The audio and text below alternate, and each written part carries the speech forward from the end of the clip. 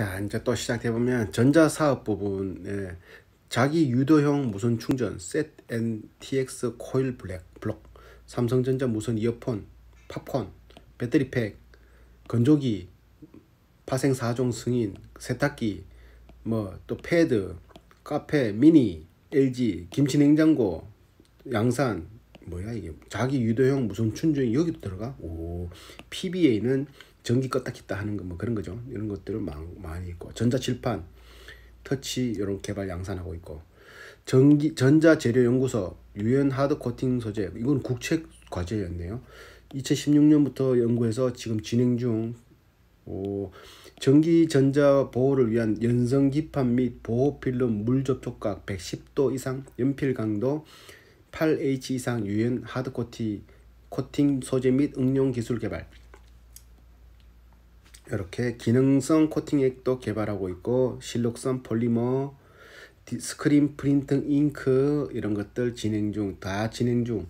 2016년부터 이것도 솔더 페이스트 국책 과제. 이것도 친환경 수용성 솔더 페이스트 개발, 솔벤트 PMA, 반도체용 초고순도의 전자급 제품 개발. 구가 9개, 구가 11개. 이거 초고순도 제품 개발. 워치 부분, 위치, 무선 충전 모듈, 삼성전자 C 과제, W 과제. W는 웨어러블일 거고, 워치고, C가 뭘랑강? 충전? C가 뭘랑강? TNX, 이건 뭐 하여튼 그런 것들이 있어서 7월달, 5월달, 6월달 이런 연구 개발이 있다. 외부 자금 요약은 뭐 이런 것들이 1314억이 조달됐네.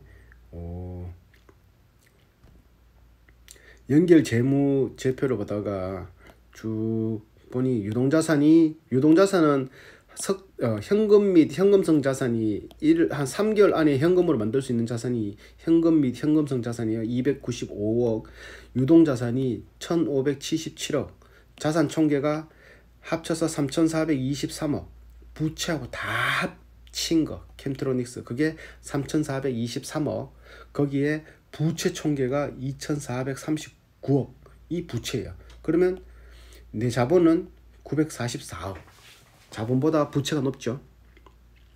자, 연결 포괄 손익계산서 수익 매출액이 반기 작년 대비 6개월치가 올해, 작년에는 1740억이었다면 올해는 2252억, 매출이 한 500억 상승했어요. 매출이 상승했는데 매출 원가를 빼보니까 매출 원가까지 괜찮았는데 판매비와 관리비가, 작년에는 판매비 관리비가 165억이었는데 올해는 266억, 100억이 불어떴어요. 판매비가, 판매 관리비. 그러니까 회사 2개 정도가 흡수되는 바람에 인건비가 그만에 올라갔나?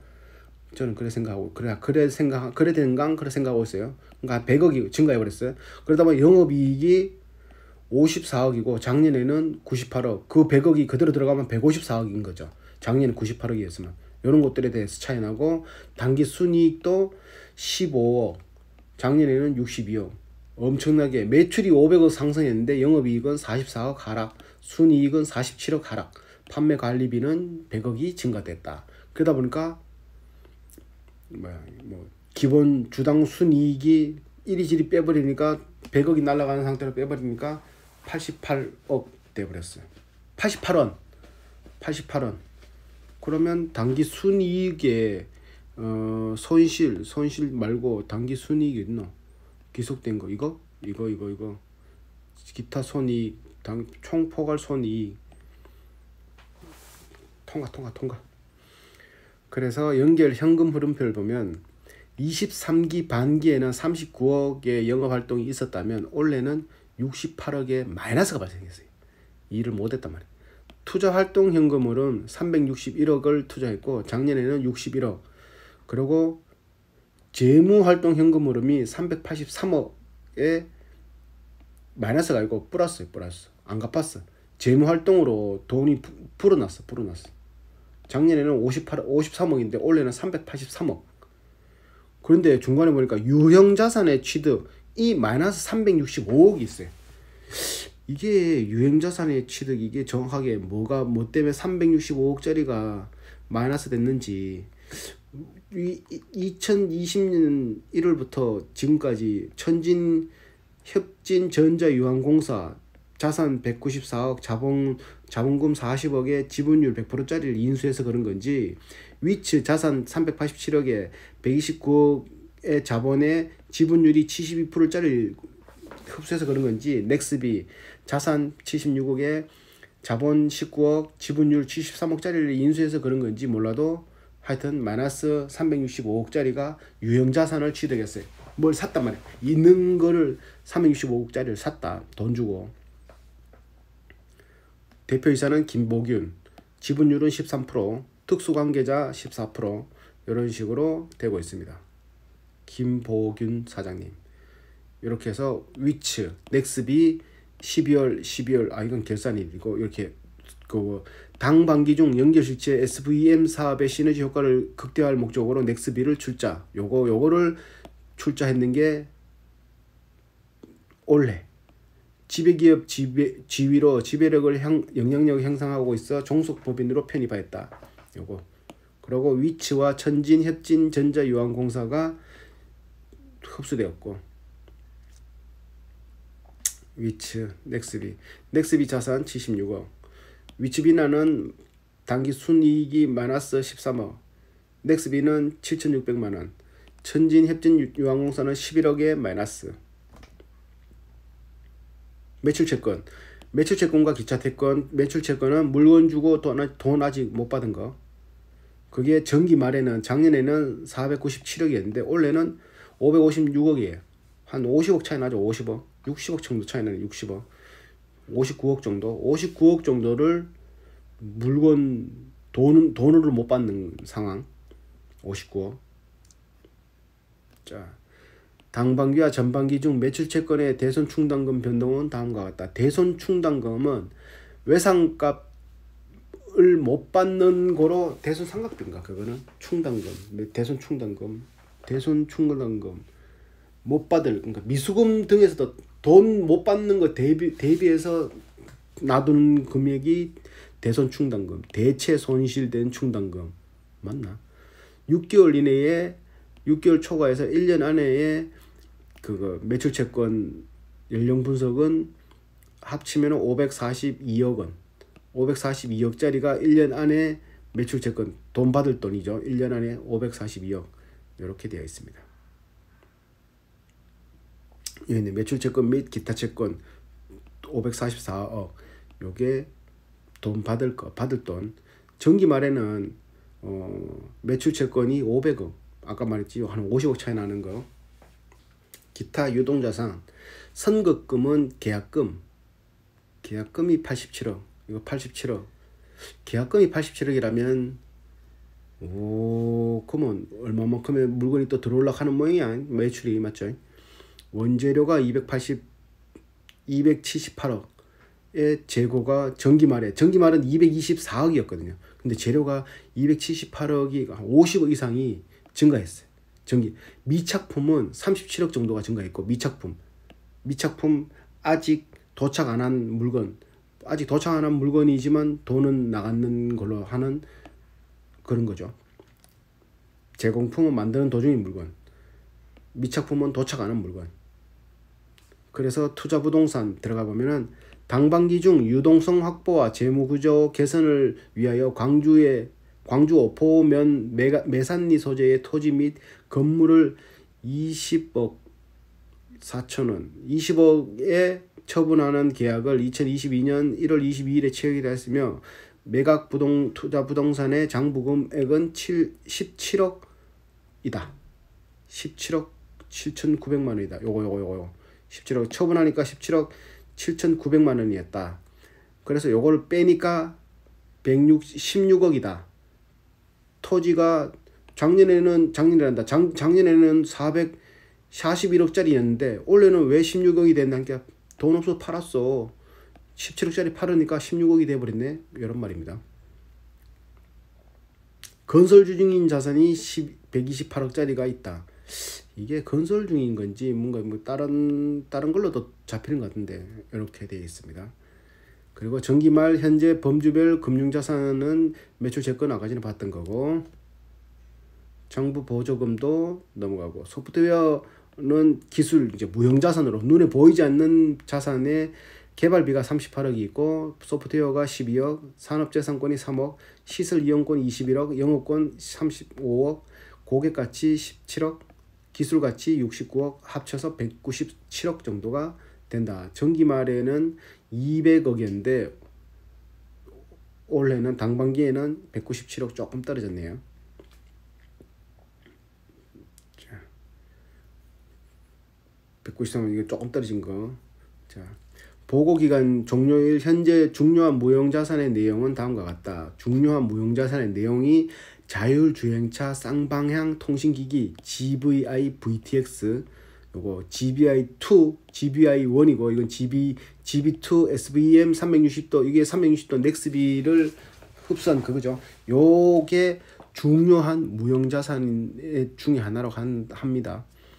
GVI1은 장부 금액이 18억이고 GVI2 SVM은 장부 금액이 20억이에요. 합치면 38억. 자녀 상가 기간이 뭐 말인지 모르겠고, 통과. 판관비가 작년에 비해서 한 32억 정도 증가했어요. 사람이 많아서 그런가? 이게 뭔 말인지 모르겠어요. 요거는 범주별 금융부채, 당반기 말과 정기말 현재 범주별 금융부채, 단기 차입금은 은행에서 차입한 금액, 단기 차입금 한 1년 안에 갚아야 되는 금액일 거예요. 단기 차입금 1년 안에 갚아야 될 금액이 1232억이 되고 있습니다.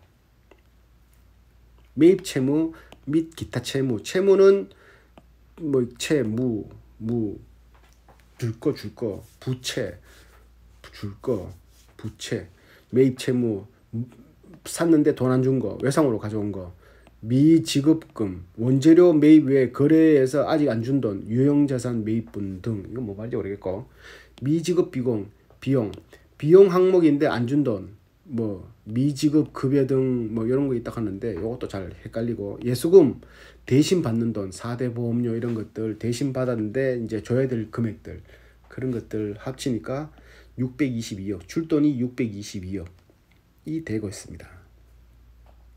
차입금은 은행마다 이렇게 이자율이 0.3%도 있죠. 4%도 있고, 어떤 거는 또 2%도 있고 5%도 있어요. 개인한테는 개인한테 5.7%짜리도 빌렸네. 5억. 또 우리은행 베트남 지점에는 5.7%, 뭐 신한은행 인수대금의 2.4%, 어떤 거는 2.7%, 거의 다 2.54%, 3%, 막 이런데 5%짜리도 있고, 뭐 3.8%짜리도 있고, 뭐 이렇게 합쳐서 1232억 정도가 단기 차입금이고, 정기말에는 단기 차입금의 1232억 정도가 단기말 차입금이다. 장기 차입금으로는 96억, 원화 장기 차입금이 57억이고 외화 장기 차입금이 39억, 이런 식으로 되고 있습니다. 유동부채는 1년 안에 갚아야 되는 부채, 비유동부채는 1년 안에 안 갚아도 되는 부채, 이렇게 됐고 통과. 요거는 뭐 현재 연결실체가 발행한 전환사채의 내역은 18년도 1월에 전환사채를 발행해 가지고 만기일은 24년도 55억인데 이자율이 연 3%, 전환 청구 기간은 19년 1월 12일부터 2023년 12월 12일까지. 이게 뭐 이렇게 적혀있는데 뭔 말인지 모르겠어요. 하여튼 이자율 3%짜리가 매달 들어온다, 이런 말인 것 같아요. 돈을 빌렸다. 3%짜리를 주는 걸로 하고 55억을 땡겼다. 여기 이익잉여금, 법정 적립금은 10% 정도를 상법상 지배기업은 자본금의 10%, 50%에 달할 때까지 매 결산기마다 금전에 대한 이익배당금의 10% 이상을 이익준비금으로 적립하도록 규정되어 있으며, 이익금은 현금으로 배당할 수 없으나 주주총회 결의에 의해 자본 전입 등 결손 보전이 가능하다. 일단 뭔 말인지 모르겠고, 미처분 이익잉여금이 315억이 돼요. 처분되지 않은 단기 순이익이 쌓여 있는 돈. 이익잉여금은 이익은 어디서 나오는 거면 다 뺏는 게 단기 순이익이잖아. 그 단기 순이익이 쌓이는 게 이익잉여금이에요. 근데 다 그 쌓인 게 이익잉여금인데 거기에 미처분이라는 글자가 붙었기 때문에 처분되지 않는 쌓인 돈. 그럼 원래 놔두니 돈 맞죠? 막 돌려야지. 주주들한테 돌리든지 빨리 뭐 개발하는 데 써야지. 이런 게 KC가 3,800억, KC택이 1,100억, 또 어디더라? 금리 많은 데가 있었어요. NC도 얼마였더라? 한테 금리 많았어. 미처분 이익잉여금 통과. 돈을 돌려야지. 판관비와 관리비, 판관비, 금료가 전반기에는 40억이었는데 올해는 23억이었어. 23억. 20억 벌었죠. 20억. 무형자산 삼각비가 17억이고 작년에는 4억이었고 이런 것들이 차이가 나고 있더라고. 경상연구개발비가 작년에는 30억인데 올해는 50억으로 올랐고 뺐고 지급 수수료가 10억이었는데 작년에는 올해는 46억이에요. 그래서 총 합치니까 작년에는 165억이었는데 올해는 266억. 그래서 100억이 증가됐어요. 판관비가, 판매 관리비가 작년에 비해 100억이 증가했어요. 100억이. 그러니까 그 회사 한 2개 인수하고 이러면서 올랐던 걸로 보이는데 정확하지는 모르겠습니다. 이렇게 원재료 상품 매입 금액이 1,532억, 작년에는 1,119억이었고 종업원 급여가 1,169억인데 작년에는 145억이거든요. 그러니까 14억 증가됐네. 판매 관리비니까 종업원만 있는 게 아니죠. 다 포함되죠. 감가상각, 지급 수수료는 변호사 뭐 이렇게 용역을 써서 그 했던 것들에 대한 수수료가 지급 수수료라고 하더라고요. 그러니까 변호사 비용, 뭐 세무사 비용, 뭐 이렇게 뭐 또 사람 써가지고 나가는 비용들, 그런 게 181억이나 돼. 뭘 썼길래? 작년에는 100억밖에 안 되는데 외주 그런가 수수료 이런 거죠. 그래서 금융 비용 이건 못 넘어가고, 그래 주당 순이익을 계산하니까 88억. 단기 순이익이 여기서 100억이 플러스 된다고 하면은 얼마 되지? 그러면 당반기, 전반기 100억이 플러스 되면은 여기 100억이 플러스 되면 여기가 1 되네. 지금 12억이거든요. 100억이 플러스 되면 112억. 112억, 110, 1, 10, 112억, 1000만원, 억, 10억, 100억, 나누기 1400, 143, 380는 790원. 790원 곱하기 2는 1580원. 1581원. 만약에 인건비가 그만큼 안 나갔으면 1581원이면은 지금 엄청나네. 이거는 그냥 그거니까 그냥 통과. 1581원이 나왔는 거는 판관비가 100억이 빠졌는데 100억이 안 빠진다고 가정하면은 그렇게 되는 거예요. 근데 그거는 감흥 없는 거죠. 자, 지우고, 요거는 지우고, 다 지웠고. 자, 주식수, 희석주당 순이익을 하면 269원이 나와요. 전반기에는 447원인데 올 3개월치는 269원 곱하기 4를 하면은 428. 아닌데 이거 좀 이상해요. 통과. 그래서 영업부분별 수익에 대한 정보는 전자사업부가 1198억, 화학사업부가 1049억, 태양광이 4억, 6대 4대 뭐 5.5대 5대 뭐 0.4 뭐 이런 정도. 화학사업이 의외로 1000억 정도의 매출을 전반기에도 그렇고 전반기전에 이게 1000억 올렸잖아요. 1015억 올렸고 올해는 1049억이었어. 한 30억 증가했지만 비슷하다. 근데 전자사업부는 작년에 683억 올렸는데 올해는 1190억 올렸어. 매출이 500억 증가했는데 영업마진은 확 40몇 억 떨어지는 거 봤죠? 아까 전에 그런 것들. 그래서 연결실체의 영업부분별 자산 및 부채는 전자사업부는 총자산이 1679억, 작년에는 1288억. 많이 증가했죠. 계속 증가하고 있는 중입니다. 화학산업부는 1216억에서 1097억 이런 식으로 증가하고 있다. 총 자산이 2940억이 정기 말이면은 올해는 3423억, 한 300억 차이 나죠. 300억, 400억 차이 나네. 400억, 500 차이 나는구나. 한 498억 정도, 300 그 정도 차이가 나고 있다. 지역별 정보, 지역별 매출이 올라가는 게 국내에서 1400의 수익을 올렸고, 북미에서 213억, 유럽에서 277억, 아시아에서 360억. 전반기보다 매출이 전반적으로 업되었다. 연결하니까 전반기보다 매출은 업 다 됐어요. 다 업되었어요. 그러니까 해외 매출 성장성이 조금 더 크게 보인다 이 말이겠죠. 이렇게 직원이 뭐 요거는 뭐 직원 단기 급여, 이건 뭐 많이 모르게 통과, 단기 차입금, 은행에 1년에 갚아야 될 금액. 그래서 총 부채 비율이 여기에 있는 걸로 총 부채 비율이 138%인데 뒤에 네이버 금융이나 이런 데를 가니까 139.8%가 아니라 240몇 %로 나오더라고요. 그래서 헷갈려요. 순부채가 138%인데 뒤로 가면은 240몇 %예요. 맞죠? 이건 연결시치에 잡으면 좀 헷갈려. 그래서 현금성 자산이 295억, 석 달 안에 현금을 만들 수 있는 게, 매출 채권은 544억 아직 돈 못 받은 거 물건 주고 이렇게 되어 있고, 1년 이내 차입금이 1330 이렇게 아직까지 되어 있고, 고객과 총 자산 뭐 통과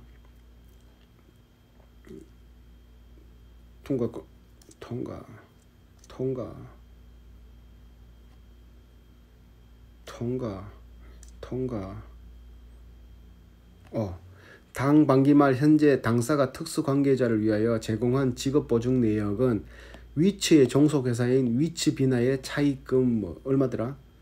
위치비나의 차입금을 대신 300만 불을 그거 캠트로닉스가 갚았다. 300만 불이면 한 얼마지? 20몇 억인가? 28억인가? 아니다. 360억, 36억 정도 되겠네요. 그런 것들. 주요 경영진에 대한 보상 내역은 전반기에 14억, 단기급여, 퇴직급여가 14억, 재고자산 사업 부분별 보유 현황, 미착분이 87억, 전자 쪽으로 와가지고는 원재료가 186억의 재고자산. 이게 다 압도적으로 큰 것만 이렇게 표시해놨던 겁니다. 이게 작년에는 113억이고 저작년에는 122억인데 재고자산이, 올해는 원재료가 186억이나 돼. 그리고 그러니까 원재료 쪽에 241억, 작년에 비해서는 한 70억 정도가 플러스 된 거지. 그래서 합쳐가지고 원재료 합계가 559억인데 작년은 434억, 저작년은 438억, 비슷하잖아요. 근데 올해는 559억. 이게 재고 관리가 안 된 거죠. 안 된 거. 평균 근속 연소는 4년 정도 되고 1인당 평균 급여액이 3,210만 원인데 이게 3,200만이라고 더 될 것 같은데 좀 그래요. 그리고 미등기 임원이 평균 급여가 월 5천만 원이다. 5천만 원, 5,500만 원. 그래서 그 뭐 이게 사람인인가 캠트로닉스를 검색해서 평균 급여를 보니까 4,445만 원이라고 나오더라고. 19년 평균 연봉이. 요거는 뭐 자세하게 뭐 조그만한 글자가 없어서 모르겠는데 대충 보시면 돼요. 그렇게 해서 임원들 1인당 평균 보수액이 연봉이 1억 정도. 임원들 등기이사 3명인데 1인당 평균 보수액이 1억 6천. 사회이사 1명은 무보수로 활동하고 계신데, 사회이사 1명이 누군지 모르겠지만 무보수래. 인당 그만 1명이 빼면은 1명인데 1명이 1,000만 원이네. 맞죠? 100만 원, 1,000만 원, 100만 원, 1,000만 원. 사회이사 2명 중에 1명이 공짜니까 1명은 1,000만 원. 뭐지? 자, 캠트로닉스. 그렇게 해서 이 보면은 여기도 보면은 여기 아직 부채율 봐요. 아까 138% 나왔는데 여기 247% 나와요. 그래 나 이거 뭐 때문에 그런지 모르겠어요. 하여튼 부채율은 이런 식으로 나와 있다. 앞에 전자 공시하고는 좀 다르게 나와 있다. 전체적인 매출이 지금 분기 매출이거든요. 19년 6월, 19년 9월, 19년 12월 이렇게 850억, 1295억, 1036억, 1175억 이런 식으로 되는데, 여기서 좀 그래프상에서 별로 좋지 않은 거는 단기 순이익이 19년 12일부터 한 자리 있어요. 단기 순이익이 한 자리. 그리고 순이익률이, 영업이익률도 7%, 10%까지는 괜찮아요. 근데 여기서는 3%, 2%, 2%예요. 그리고 순이익률도 4%, 7%까지 괜찮은데 여기는 0.8%, 0.7%, 0.6%잖아. 아까 전에 그 돈 빌려가지고 갚아야 되는 그 이자율이 2%, 보통 2.5%에서 어떤 건 5. 몇 %도 있잖아요. 이자도 못 낸단 말이죠. 이 정도로 계속 나가면은. 맞죠? 그러면 여기서 이 그래프상에서는 여기 이 기업은 비전이 많이 떨어지는 거죠.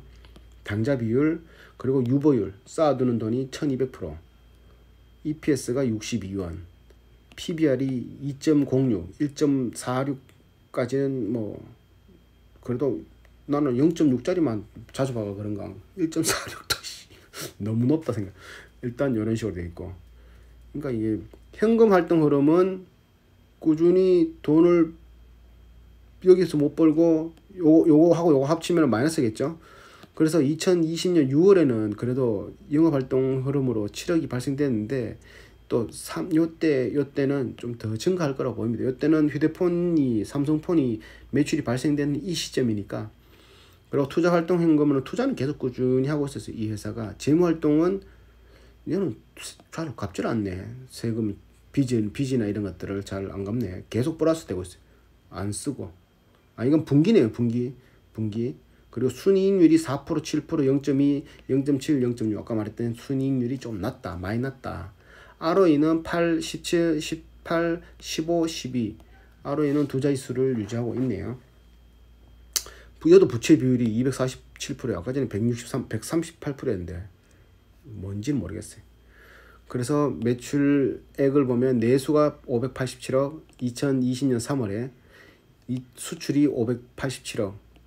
6월에는 내수 수출이 없었는 모양이에요. 안 넘은 게 아니면 등록 안 돼 있든지. 영업이익이 30억, 2020년 6월은 24억, 합치면은 54억. 그럼 당기순이익이 2020년 3월에 8억, 6월에 7억, 합치면은 15억. 15억의 당기순이익이면 곱하기 또 2를 하면은 30억. 순이익이 30억. 그럼 영업이익에 이거 곱하면 더하면은 30억 더하기 24억은 54억 곱하기 2를 하면은 1년치 108억. 108억 곱하기 멀티플 10을 주면 1000억. 1008억. 시총 2064억. 멀티플 20을 줘야 지금 시총하고 비슷하네요. 그래서 이 지표로만 계산하면은 캠트로닉스는 굉장히 고평가 받는다라고 할 수는 있겠죠. 자, 금융 수익 하여튼 마이너스 되고 하여튼 이런 그래프상에서는 요 숫자상에서는 썩 좋은 숫자가 안 나오고 있습니다. 매출 총 이익률도 8%, 8%, 4%, 10%, 17% 이런 식으로 순이익률도 마이너스 되다가 이때 흑자가 나오다가 0.3% 벌다가 100원 팔아가지고 100원짜리 하나 팔아, 만원짜리 하나 팔아 0.3이면 얼마입니까? 30원 남나? 30원 남았다고 좋아하는 거잖아. 이게 너무 낮은 숫자예요. 내가 너무 풍만 봤나? 2019년에 4%면 아까 은행 이율이 2.5%, 4% 이랬잖아요. 이 4% 벌어가는 택도 없어요. 요걸로는 아주 별로 좋은 건 아니다. 이렇게 EPS도 260원, 640원, 60원, 요거는 분기별이니까. 이때도 2019년은 분기가 640원 했으니까, 그러니까 9월이잖아요 이게. 9월이네. 19년 작년 9월. 그런데 이때 폰 사업 나오고 확 올랐네요. 그럼 여기도 9월 되면 확 오를 수 있겠네요. 나만의 생각입니다.